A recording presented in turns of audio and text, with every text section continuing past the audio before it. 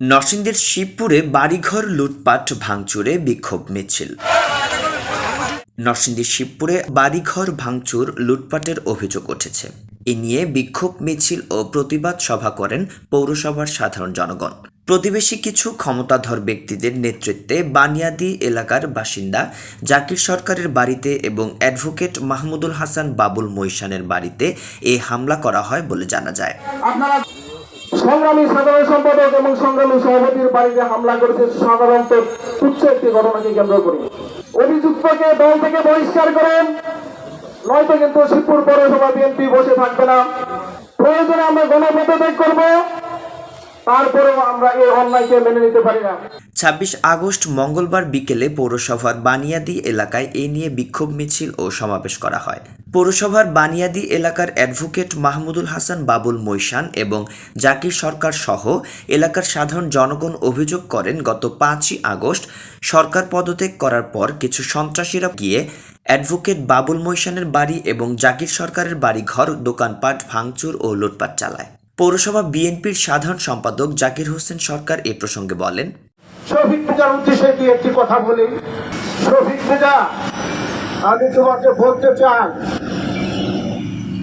টানা 18 বছর তুমি আরাম আয়েসে রয়েছ, ব্যবসা বাণিজ্য করেছ, দেশ বিদেশে ঘুরেছ। তোমার এখনো সকল ব্যবসা বাণিজ্য ঠিকাদারি কিন্তু আওয়ামী লীগ নেতাদের সাথে। আমার জীবনে কিন্তু আমি আমার সভাপতি যদিও কন্ট্রাক্টরে করেছি, আমরা কিন্তু এইরকম কন্ট্রাক্টরিটা করি নাই। আর আজকে প্রায় 5-6 বছর যাবত আমরা কন্ট্রাক্টরি অলরেডি ছেড়ে দিয়েছি। সামান্য একটা তুচ্ছ ঘটনা যেই টেন্ডার নিয়ে হয়েছে, সেই টেন্ডারে কিন্তু আমি এবং আমার সভাপতি আমরা দুজনের কেউ কোনো শিডিউল ক্রয় করি নাই। তারপরও দেখেন সে আমাদের সাথে ঝগড়া করেছে। এটা 18 বছরের হিসাব নিকাশ।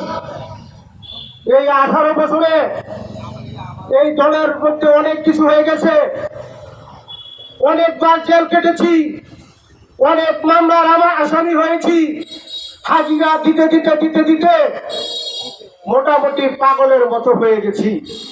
আর তুমি কোন দিন হাজিরা দিয়েছ, কয়দিন তুমি জেল কেটেছ, আমি এই সংগ্রামী উপস্থিতির কাছে জানতে চাই।